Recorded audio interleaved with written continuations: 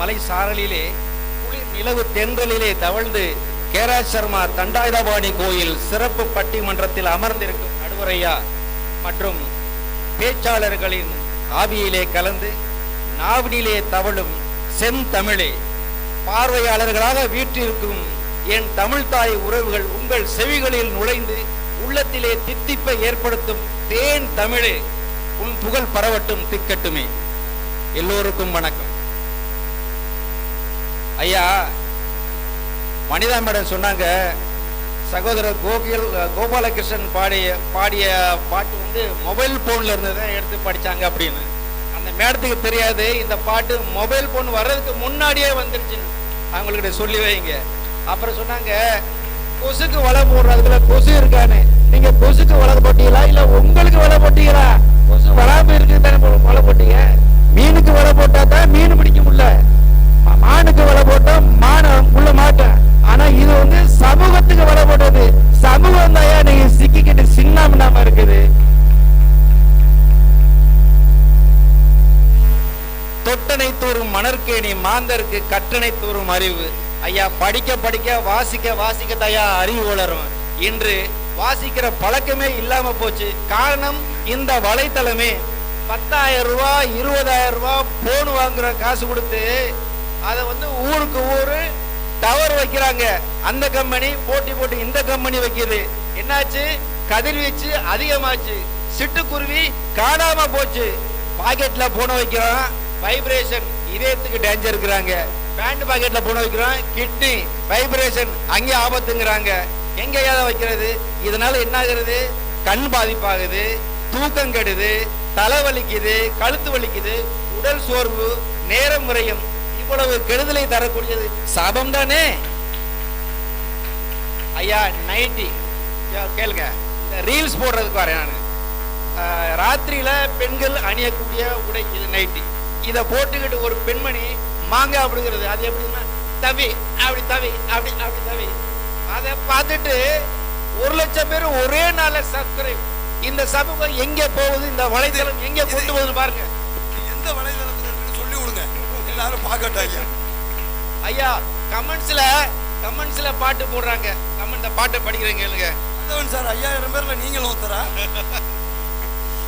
உன் முன்னழகு மூச்சு வாங்க வைக்கிதடி, உன் பின்னழகு பித்தங்குள்ள செய்யுதடி, நீ எந்த ஊரில் வாங்கி வந்த இந்த சொக்கு பொடி, அன்ன கிளி அத்த பெத்த சொர்ண கிளி, குண்டுக்குள்ள இடம் இருக்கா வசதி எப்படி? சூப்பர் சூப்பர்னு போடுறாங்க. இந்த மாதிரி செயலுக்கு கமெண்ட்ஸ் வந்து ஊக்குவிக்கிறாங்க. அப்ப அந்த பெண் மேலும் மேலும் தவறத்தையும் செய்வாங்க. அப்ப இந்த சமூக வலைதளம் இந்த இளைய சமுதாயத்தை எப்படி எடுத்து செல்கிறது என்பது உங்கள் கைகளிலே நான் விட்டு விடுகிறேன். ஐயா, ஆள் பாதி ஆடை பாதின்னு சொன்னாங்க. இன்னைக்கு ஆள் முக்கால் ஆயிருச்சு, ஆடை கால் தான் ஆயிருச்சு. அதுக்கு தான் ஒரு பாட்டு விட்டுருக்காங்க. செந்தமிழ்நாட்டு தமிழச்சியே, சேலை உடுத்த தயங்குறியே, நெசவு செய்யும் திருநாட்டில் நீச்சல் உடையில் அலையிறியே, கணவன் மட்டும் காணும் அழகை கடைகள் அப்படி உட்காந்துக்கிட்டு அப்படி படுத்துக்கிட்டு எடுக்கிறது மட்டும் இல்லாம அதை வந்து ஸ்டேட்டஸ்ல போடுறாங்க.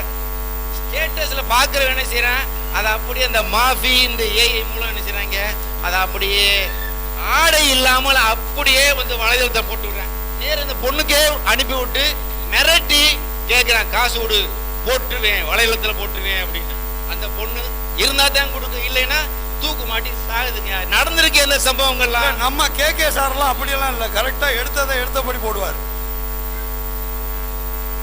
ஐயா, இந்த மாதிரி ஆபாசமான படங்களை பார்த்துட்டு 12 வயசு பையன் மொபைல்ல லவ் பண்றான். ஐயா, ஒரு 2 நாளைக்கு முன்னாடி நடந்த ஒரு உண்மை சம்பவத்தை சொல்றேன் கேளுங்க. 6 வயசு தான் அந்த பெண் குழந்தைக்கு, 10 வயசு பசங்க 3 பேர் சேர்ந்து பாலியல் வன்கொடுமை செஞ்சிருக்காங்க. நடந்த சம்பவம் 2-3 நாளைக்கு முன்னாடி வடநாட்டுல ஒரு கிராமத்துல ஒரு பொண்ணுக்கு டெல்லியை சேர்ந்த ஒரு பையன் Facebookல ஃப்ரெண்ட் ரிக்வெஸ்ட் விடுறான். அந்த பொண்ணு ஓகே சொல்லிருச்சு. பின்னாளில் அது காதலா மலர்ந்துருச்சு. அவன் கூப்பிடுறான், டெல்லிக்கு நீ வான்னு. அவனை நம்பி இந்த புள்ள போகுது. அங்க அவன்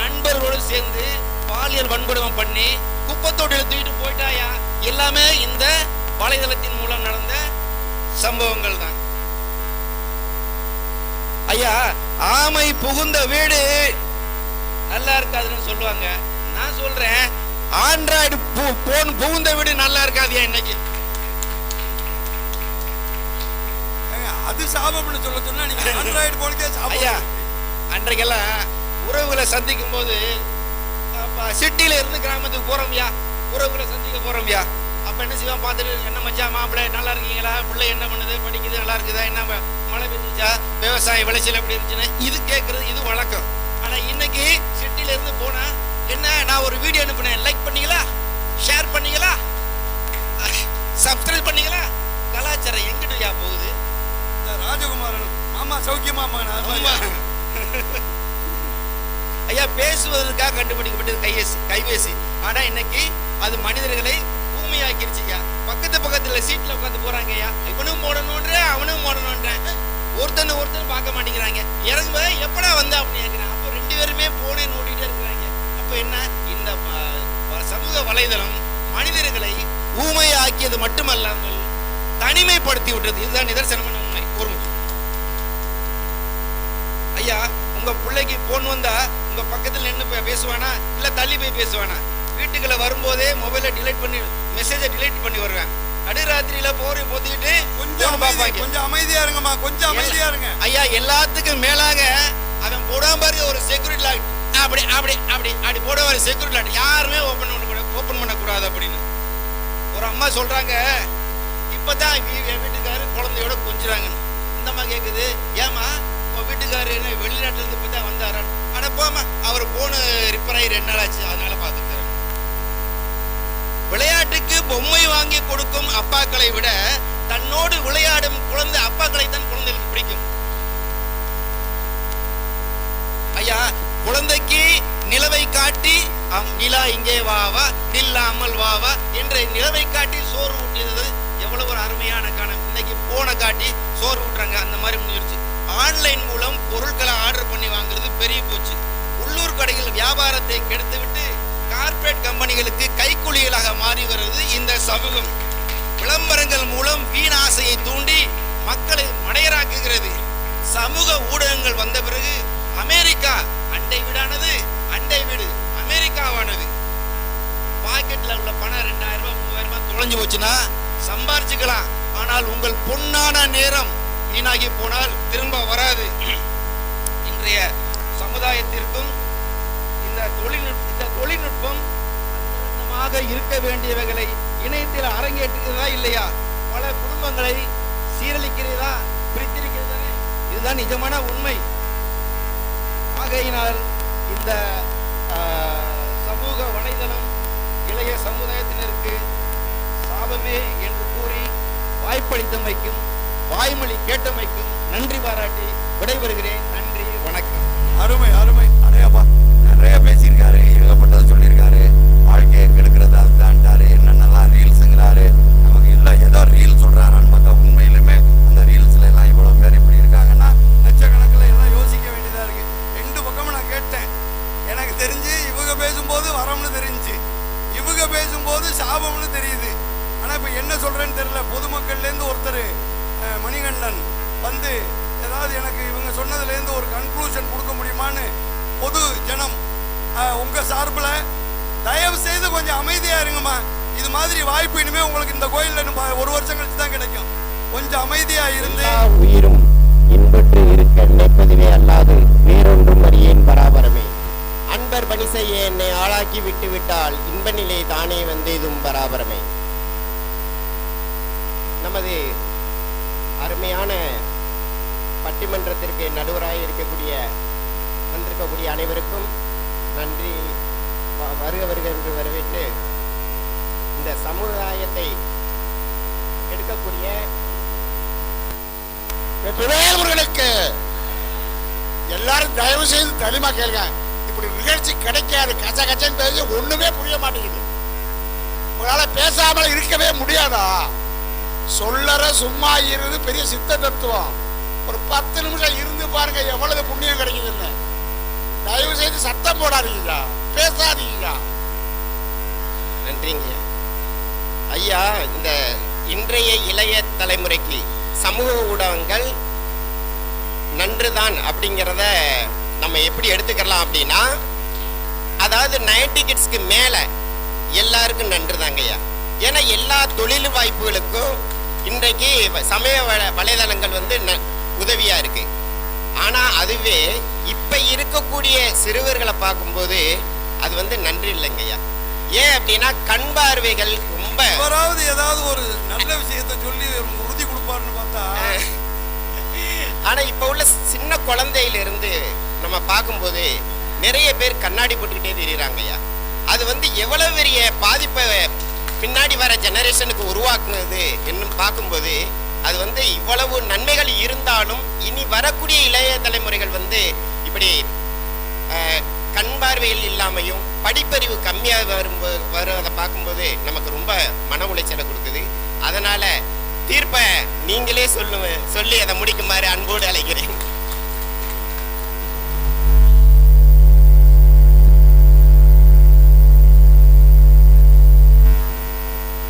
மிகச் சிறப்பானது ஒரு கன்க்ளூஷன் கொடுத்துருக்காரு. நீங்க யோசனை பண்ணுங்க இப்படி இருக்கு அப்படின்னு. அதே மாதிரி 2 நிமிடத்தில் பொதுஜனம் மதி என்னால போயிட்டாரு பார்த்தீங்களா. எனக்கு வந்து ஏதாவது ஒரு முடிவு தெரியணும், அதுக்காக நான் 2-3 பேரை கேட்போம் அப்படின்னு. ஏன்னா எல்லா இடத்துலையும் இப்போ வந்து கணக்கு எடுக்கிறதுங்கிறது ஒரு பெரிய விஷயமா இருக்கு. அது மாதிரி ஒரு கணக்கு எடுத்துக்குவோம். வெற்றிவேல் முருகனுக்கு சிறப்பு வாய்ப்பு அளித்த நடுவர் அவர்களுக்கு நன்றி. முதல்ல எல்லாருமே நல்லா பேசினாங்க. என்னோட பேர் இதில் இல்லை, இருந்தாலும் சிறப்பு வாய்ப்பு கொடுத்தாங்க, அதுக்கு நன்றி. வரம் சொல்லி நிறைய பேர் பேசினாங்க. முதல்ல வருங்காலத்தை உருவாக்குற 3 ஆசிரியர்கள் இங்கே உட்காந்துருக்காங்க, அவங்களுக்கு பஸ் கை தட்டுங்க. ஏன்னா சாபங்கிற தலைப்பில் பேச வந்திருக்காங்க 3 ஆசிரியர்கள். நம்மளோட நல்லா படித்தவங்க ஆசிரியர் இருக்காங்க, அவங்களுக்கு நல்ல புரிதல் இருக்கும். அவங்க சாபம் சொல்லி பேசியிருக்காங்க. அப்ப யோசிச்சு பாருங்க, வரமா சாபமா? தலைப்பு வரமா சாபமா? அந்த கேள்விக்குறி முன்னாடியே வந்துருச்சு. என் சைட்ல பேசியிருந்தாங்க. நான் என்ன சொல்றேன், வாட்ஸ்அப்ல எல்லாரும் ஸ்டேட்டஸ் வைக்கிறாங்க, நாளைக்கு ஸ்டேட்டஸை மாத்துறாங்க, மறுநாள் மறுபடியும் ஸ்டேட்டஸை மாத்துறாங்க. அட உண்மையில உன் வாழ்க்கையில் உள்ள ஸ்டேட்டஸை மாத்தியா? நீ ஸ்டேட்டஸ் எங்க மாத்துற? வாட்ஸ்அப்ல மாத்துற. உன் வாழ்க்கையோட ஸ்டேட்டஸ் அப்படியே தான் இருக்கா இல்லையா? எல்லாரும் ஸ்டேட்டஸ் போடுறோம், எல்லாரோட ஸ்டேட்டஸும் டெய்லி மாறுது. ஆனா வாழ்க்கையோட ஸ்டேட்டஸ் மாறவே மாட்டேங்குது. வாழ்க்கையோட ஸ்டேட்டஸ் மாத்திரக்கு நம்ம என்ன பண்ணணும், அதுதான் பார்க்கணும். இணையதளம் நல்லது, 10 வருஷத்துக்கு முன்னாடி நல்லதா இருந்துச்சு. இன்னைக்கு ஏஐ வந்துருச்சு, சாட் ஜிபிடி வந்துருச்சு. நிறைய பேர் பேசினாங்க சாட் ஜிபிடியை பத்தி. இன்னைக்கு சிந்திக்கவே மாட்டான். எதை எடுத்தாலும் சாட் ஜிபிடில போட்டா 4 வரி போட்டா அது ஃபுல் ஆன்சர் சொல்லிடுது. அப்ப எங்கிட்ட அவன் யோசிப்பான்? சிந்திக்கிறதுக்கு ஒண்ணுமே இல்லையே. அவன் அதை பார்த்து அப்படியே காப்பி அடிக்கிறான். ஜீரோ. நீங்க கொரோனா டயத்துல கொரோனா பத்தி பேசின எல்லாரும், கொரோனா டயத்துல மொபைல் கொடுத்தாங்க, அதுலதான் ஆரம்பிச்சு சனிய. அன்னைக்கு ஆரம்பிச்சத இன்னைக்கு வரைக்கும் நீங்க நல்லா யோசிச்சு பாருங்க. கொரோனாக்கு முன்னாடி எந்த குழந்தையாவது மொபைல்ல பார்த்து படிச்சா? இல்ல. கொரோனா வந்ததுக்கு அப்புறம் கவர்மெண்ட் அப்ரூவ் பண்ணுச்சு, அதுக்கப்புறம் குழந்தைங்க படிக்க ஆரம்பிச்சு. கொரோனா போயிருச்சு, ஆனா மொபைல் பிள்ளைங்க கையை விட்டு போச்சா? போல. இன்னைக்கு பிள்ளைங்க கையில மொபைல் இருக்கு. ஏன்னா அதை ஒரு லிஸ்ட்ல கொண்டாந்துட்டாங்க. இப்ப எல்லா பிள்ளைங்களும் எதை எடுத்தாலும், என் குழந்தையும் யூடியூப் பார்த்து படிக்குது, யூடியூப்ல கேட்கறாங்க, யூடியூப்ல பார்த்து படிக்கிறாங்க. இந்த நம்ம அன்னதான கூடத்துல 2 நாள் 3 நாளா பார்த்துக்கிட்டு இருக்கேன். ஒரு பையன் வர்றா, ஒரு கையில இங்க நோண்டிக்கிட்டு இருக்கான், ஒரு கையில சாப்பிட்டுக்கிட்டு இருக்கான், ஒரு கையில நோண்டிக்கிட்டு இருக்கான். டேய் மொபைல வச்சு சாப்பிட்றா அப்படின்னா அவனுக்கு தெரியவே இல்லை, என்ன சாப்பிட்றானே தெரியல, ஏதோ எடுத்து சாப்பிட்டுக்கிட்டு இருக்கான். பக்கத்துல எனக்கு கன்ஃபியூஷன் ஆயிடுது. என்ன தெரியுமா, இவன் மொபைல் நோண்டிக்கிட்ட பக்கத்துல எல்லாம் கை வச்சுட்டானா? அதனால இணையதளம் தலைப்பு என்ன சார்? சமூக வலைதளம்.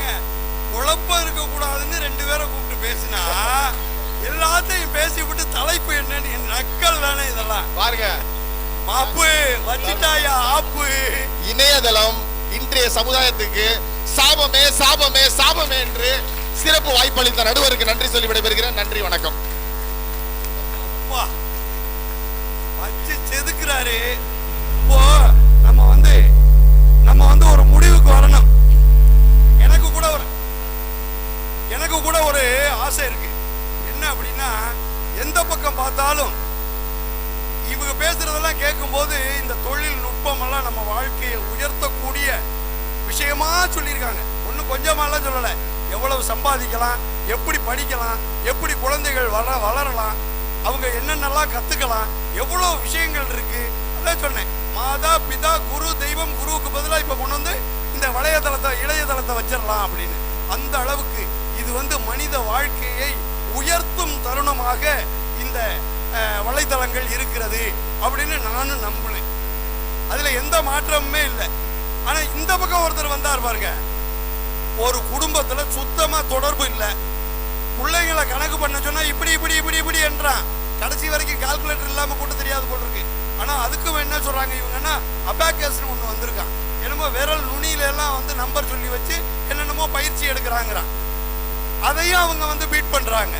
எந்த பக்கம் சொன்னாலும் தொழில்நுட்பம் இவங்க சொல்றதை பார்க்கும்போது மனிதனை அடிமையாக்கும் தருணம் அப்படின்னு தோணுது. அடிமையாக்குற மாதிரி ஆயிடுச்சு அப்படின்னு அவங்க சொல்றாங்க. ஆனா இனிமே இது இல்லாம வாழ முடியாதுங்கிற நிலைமைக்கு எல்லாருமே தள்ளப்பட்டுட்டோம் இல்லையா? ஒரே ஒரு விஷயத்துல நான் வந்து இதை வந்து சொல்லி நம்ம ஒரு தீர்ப்புக்கு கன்க்ளூஷனுக்கு வரலாம். ஏன்னா அவர் மதி சொல்லும் போது பாத்தீங்கன்னா ரொம்ப அழுத்தமா சொல்றாரு, உன் ஸ்டேட்டஸ் மாறிக்கிட்டே தான் இருந்தது, ஆனா உன்னோட நிலைமை மாறல அப்படிங்கிறாரு. கரெக்ட் தான்.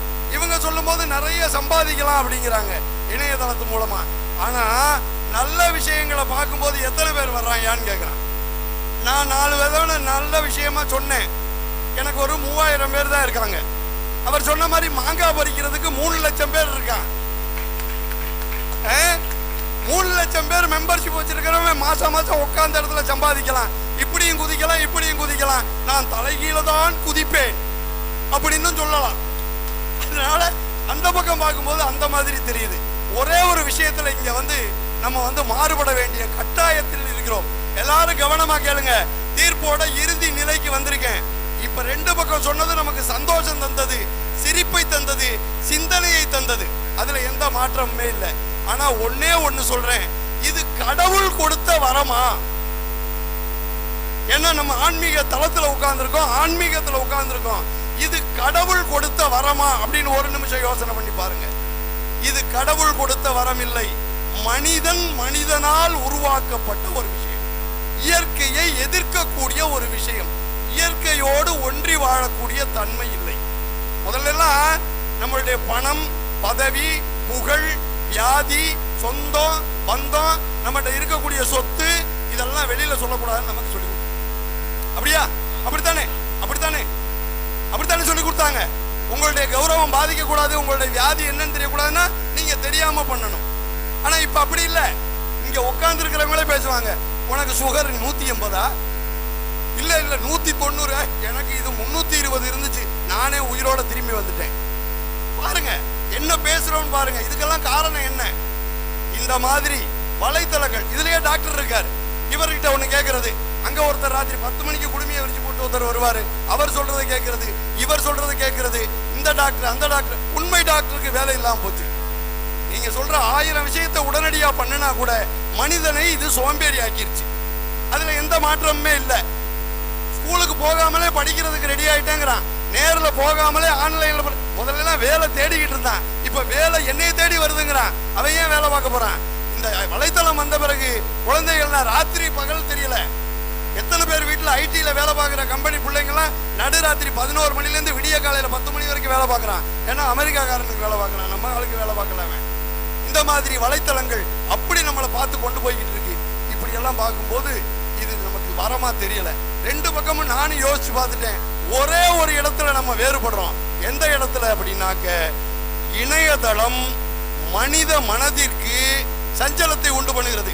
உங்களோட மனசை படிக்கிறான், உங்களை பத்தி ஒருத்தனுக்கு தெரியுது அப்படின்னா அவன்கிட்ட இருந்து விலகி இருக்கணும். ஒம்புலதற்கு 5 குதிரைக்கு 100 முழம், வெம்புகரிக்கு 1000 தான் வேண்டுமே, வம்பு செய் தீங்கி நிறுத்தம், கண்ணில் தெரியாத தூரத்திற்கு செல்வது மேல். இதுதான் வழக்கம். ஒம்புள்ளதற்கு 5 அப்படின்னா, ஆடு மாடு இருந்துச்சுன்னா 5 முழம் தள்ளி நின்னா போதும், அது உங்களை முட்டிராது. வெம்புகரிக்கு 1000 தான் வேண்டுமே, மதம் பிடிச்ச யானையா இருந்தா 1000 அடி தள்ளி நிக்கணும். ஆனா ஒருத்தன் வம்பு செய்யறான்னு தெரிஞ்சா அவன் கண்ணுல தெரியாத தூரத்துக்கு செல்றதுதான் மேல்னு அர்த்தம். ஆனா நம்ம என்ன பண்ணுவோம் தெரியுமா?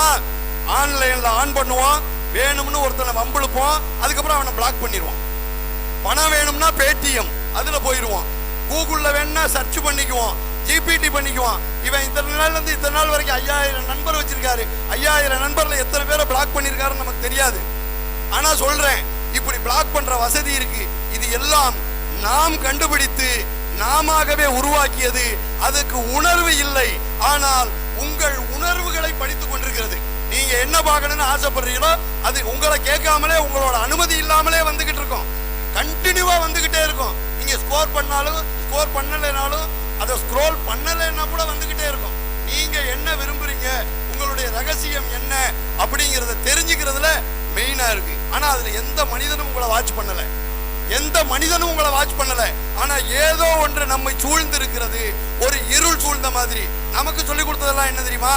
ஆன்மீகத்துல சொன்னதெல்லாம் நல்லதை நினைத்தீர்கள் என்றால் உங்களுடைய உணர்வை சுத்தி ஆறா வலை ஒன்று பின்னப்பட்டு இருக்கும்.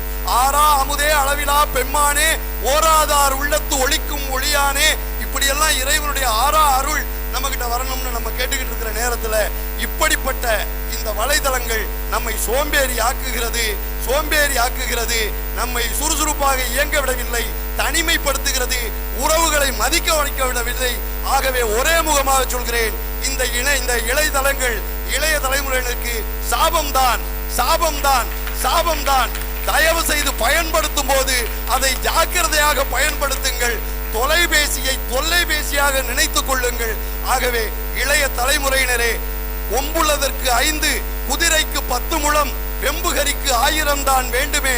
வம்பு செய் தீங்கினர்தம் கண்ணில் தெரியாத தூரத்திற்கு செல்வதே மேல். வாழ்க, வளமுடன் வாழ்க. இணையதளத்தோடு ஒன்றிணைந்து இருங்கள், ஆனால் இணையதளத்தோடு ஐக்கியமாகி விடாதீர்கள் என்று வாய்ப்புக்கு நன்றி கூறி, இதுவரை அருமையானதொரு வாய்ப்பை வழங்கிய எங்களது ஆலய நிர்வாகிகளுக்கும் எங்கள் பேச்சை செவிமடுத்த உங்களுக்கும் இனிய இரவு வணக்கத்தை கூறி விடைபெறுகிறேன். நன்றி வணக்கம். இப்பொழுது நன்றியுரை மகேந்திரன் வழங்குவார்கள்.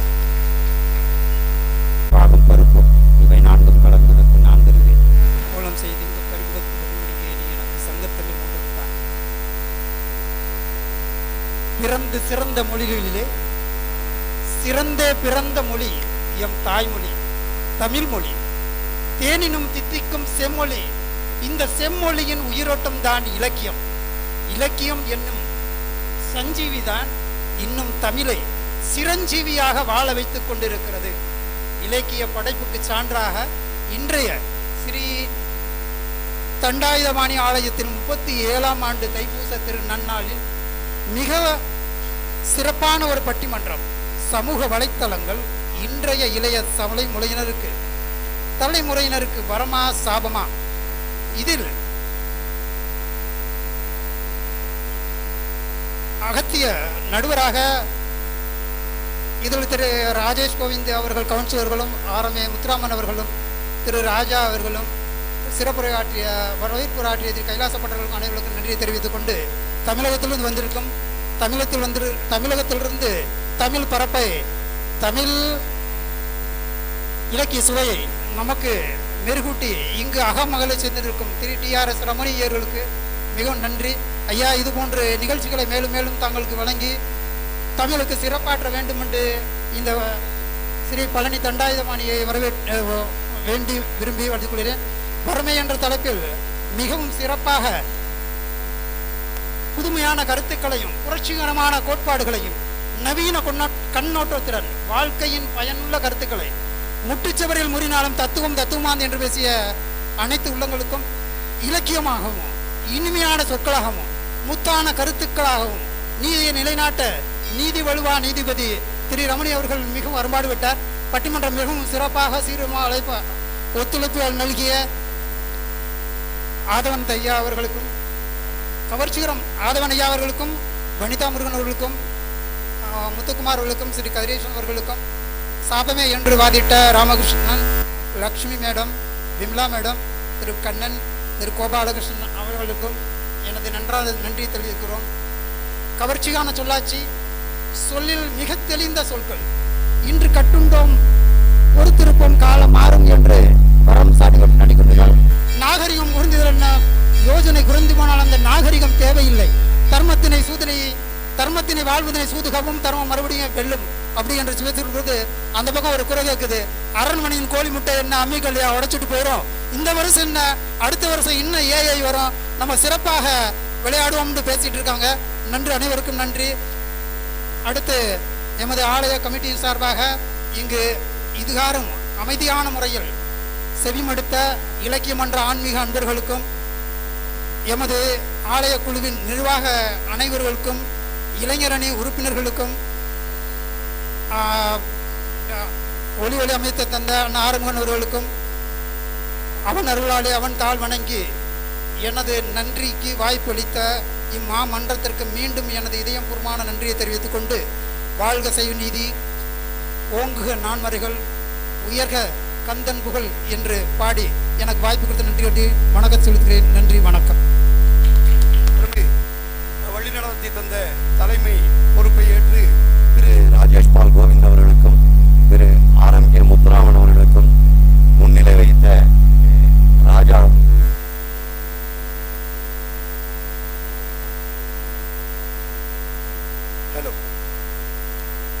இந்த மாபெரும் சிறப்பு பட்டிமன்றத்திற்கு தலைமை வகித்த திரு ராஜேஷ் பால் கோவிந்த், கவுன்சிலர், வார்டு நம்பர் 18, எங்கிருந்தாலும் ஆலயத்திற்கு வருமாறு கேட்டுக் கொள்ளப்படுகிறார்கள்.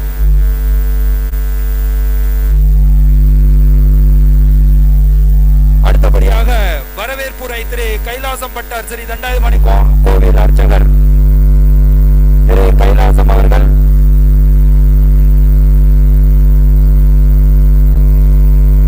திரு அகத்திய சிவஸ்ரீ TRS ரமணி ஐயர் அவர்கள், கவுன்சிலர், வார்டு நம்பர் 18.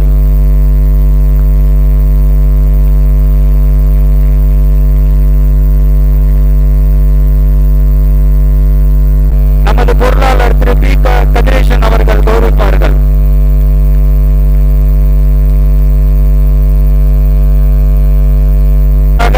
திருமதி வனிதா முருகன், லெக்சரர், JNRM.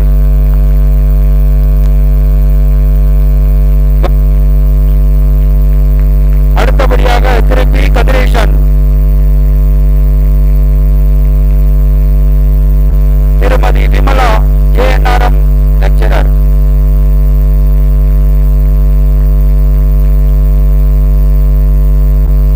திரு N Lakshmi, assistant professor.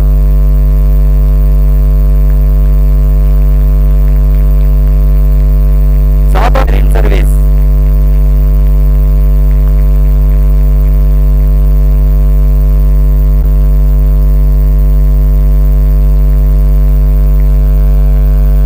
Gopalakrishnan teacher.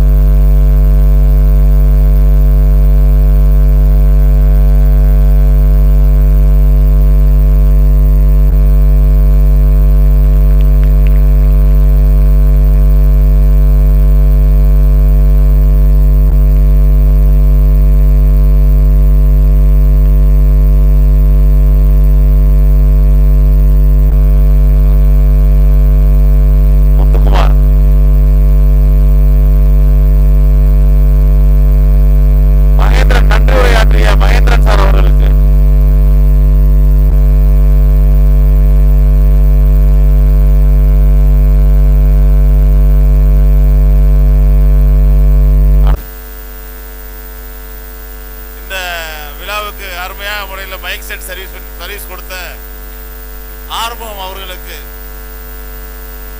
இந்த விழாவுக்கு அருமையான முறையில் மைக் செட் சர்வீஸை செய்து கொடுத்த ஆர்வம் அவர்களுக்கு பொன்னாடை போற்றி மகிழ்கின்றார்கள்.